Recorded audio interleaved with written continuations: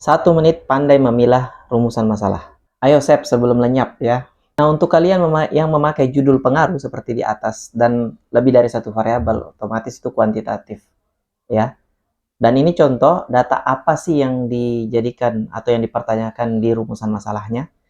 Contohnya di sini dia mempertanyakan pola asuhnya. Jadi pola asuhnya dia ingin tahu ya, yang kedua yaitu prestasi belajar, dia juga ingin tahu. Kemudian pengaruh pola asuh. Nah, pengaruh pola asuh di sini yang dikuantitatifkan.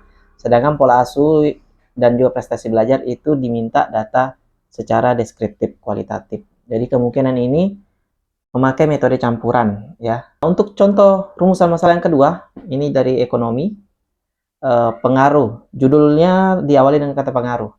Nah, di sini dia menggali, mempertanyakan 3 data yang ingin dia pertanyakan dan ingin didalami dalam penelitiannya, yaitu terkait X1 ke Y terhadap Y, kemudian X2 terhadap Y, kemudian X3 terhadap Y. Di judul pengaruh juga biasanya ada yang mempertanyakan semuanya secara simultan, jadi semua X terhadap Y. Ya, jadi biasanya rumusan masalah untuk judul seperti ini itu mudah. Cukup yang di judul aja yang dibuat X1 ke Y dan dipisah-pisah gitu. Kemudian ada satu rumusan yang mempertanyakan semua X terhadap Y pengaruh. Kemudian beralih ke judul yang kata depannya memakai kata penggunaan. Di sini ada 2 rumusan yang dia pakai, yaitu datanya terkait dengan data uji ya. Jadi di sini kuantitatif, dia minta apakah ada peningkatan. Nah, data uji peningkatan ini yang dia cari nanti.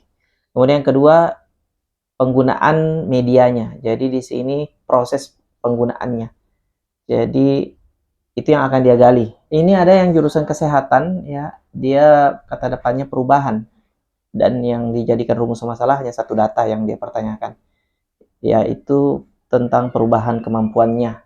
Jadi kata depan ini juga yang dijadikan data sebagai acuan untuk penggalian datanya.